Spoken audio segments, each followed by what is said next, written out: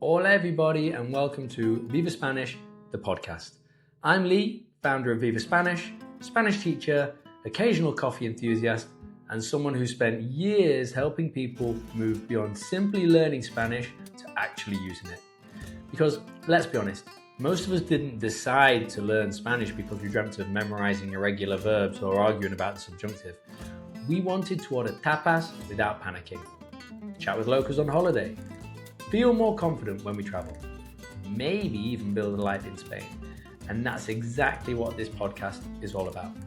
Each week we'll explore practical Spanish, useful phrases that people really use, insights into Spanish culture and life in Spain, and the lessons I've learned from years of teaching, living in Madrid and helping thousands of students gain confidence speaking the language. Whether you're just starting out with your first hola or you're already comfortably chatting over a café con leche, you're in the right place. So grab yourself a brew or perhaps something a little more Spanish, and let's spend a bit of time improving your Spanish and understanding the people and culture behind the language. Bienvenidos. Let's get started. I want to start today's episode with a confession. I did quite well in languages at school. I revised the vocab lists, I learned the verb tables, I completed the worksheets, and I could confidently tell you that the pencil is under the table, my brother is tall and sporty, and I play tennis at the weekends. All in French, by the way. I didn't study Spanish at school.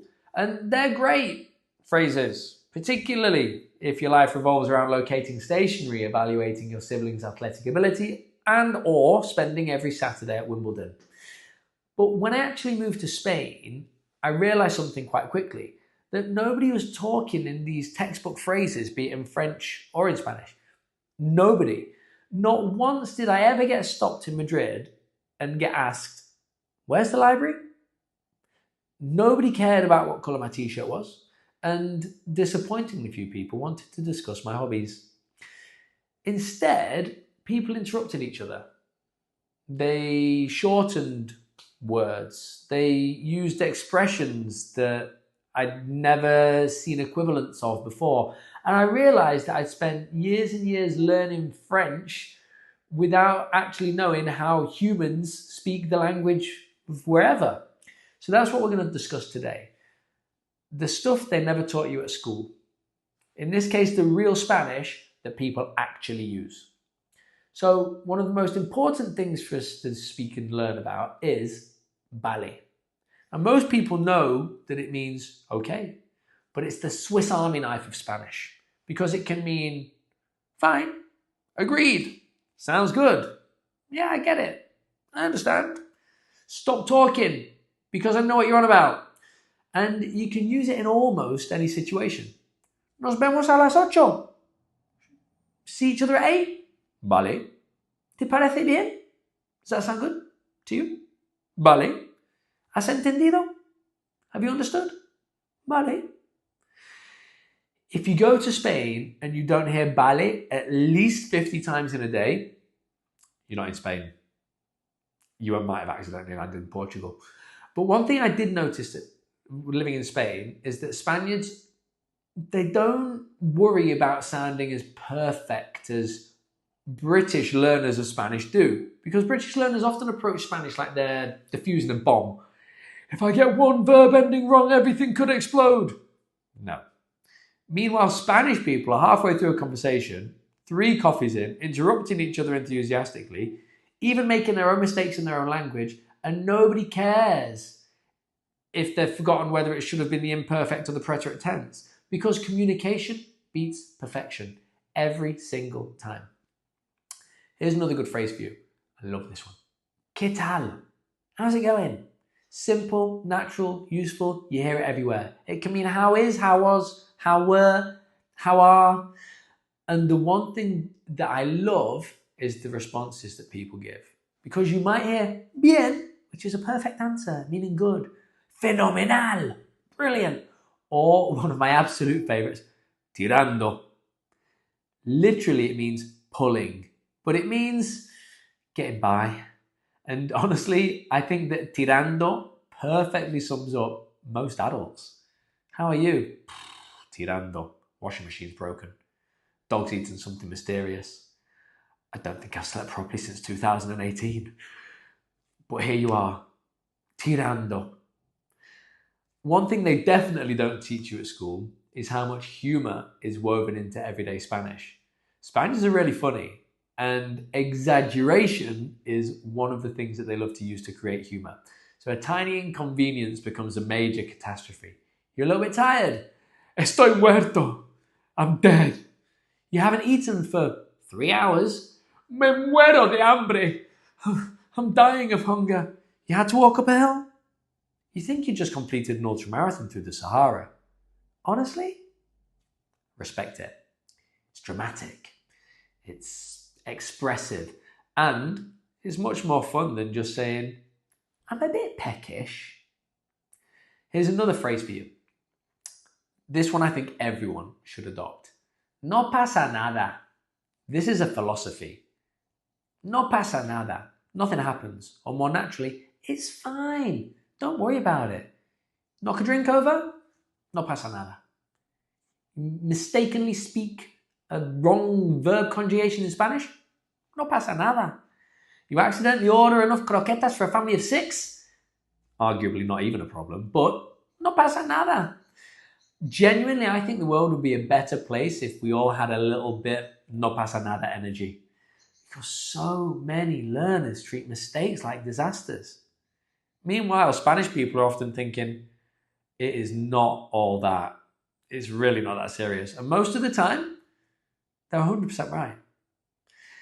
I think one of the biggest problems that learners face is waiting until they feel ready. They think, I'll speak Spanish when I know a bit more vocab. I'll speak Spanish when I've mastered the past tense. I'll speak Spanish when I feel more confident. The trouble is, confidence usually arrives after you've started, not before. It's a bit like waiting to go to the gym until you're fit, or waiting to have children until you feel fully prepared. If everyone waited until they were ready to have children, humanity would have ended centuries ago. At some point, you just have to think, sod it. Let's see what happens. Preferably with slightly more preparation than that.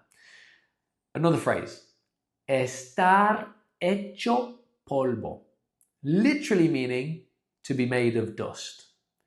Practically meaning to be absolutely shattered, exhausted, done in. And if you've ever come back off a holiday convinced that you need another holiday to recover from the holiday you've just been on, congratulations. You were hecho polvo. In fact, I think this phrase should come with every Spanish phrase book. Right after the phrase, ¿Dónde está la playa? Where's the beach? And immediately before, tomamos una más. We'll just have one more. Because that sentence has ruined many a sensible bedtime. Something else I loved about Spain was the spontaneity. People often say, ¿Tomamos algo? Shall we grab something? Tends to be a drink, but it could be a bite to eat. Now, British people hear this and they think, amazing, one quick drink, half hour, home by 9. Spain hears this phrase and thinks, perfecto. Let's see where the evening takes us. 6 hours later, you're eating something wrapped in ham, discussing politics with someone you've just met, and you're wondering how it's somehow midnight on a Tuesday. Honestly, I love that. I love it because I would argue, most of the best moments in life are not planned in. They're accidental. Here is my challenge for you this week. Choose one phrase from today's episode. Just one. It might be vale, ¿qué tal? No pasa nada. Estoy hecho polvo. And I want you to use it. Even if it's just on your own, around the house. Because confidence is not built by learning 50 expressions and not using any of them. It's built by using one phrase until it becomes natural. Then you add another in, then another, poco a poco, little by little. Because fluency isn't one magical breakthrough moment. It's hundreds of small moments where you just decide to have a go. Even when it feels awkward. Even when you know you're going to make a mistake. Even when your brain suddenly forgets the Spanish word for fork, despite having known it perfectly 5 minutes earlier. And remember, please, nobody in Spain expects perfection. They just appreciate a bit of effort. So have a go. Laugh at yourself occasionally. Accept that you'll probably say something ridiculous at some point. We've all been there. And if all else fails, smile confidently and say, vale. There's a surprisingly high chance that that'll work. Just remember, nobody speaks Spanish fluently by waiting until they're ready. So order the coffee, start the conversation, make the mistakes, and enjoy the process. Thank you for spending this time with me. Como siempre, la próxima vez, más y mejor. Hasta luego.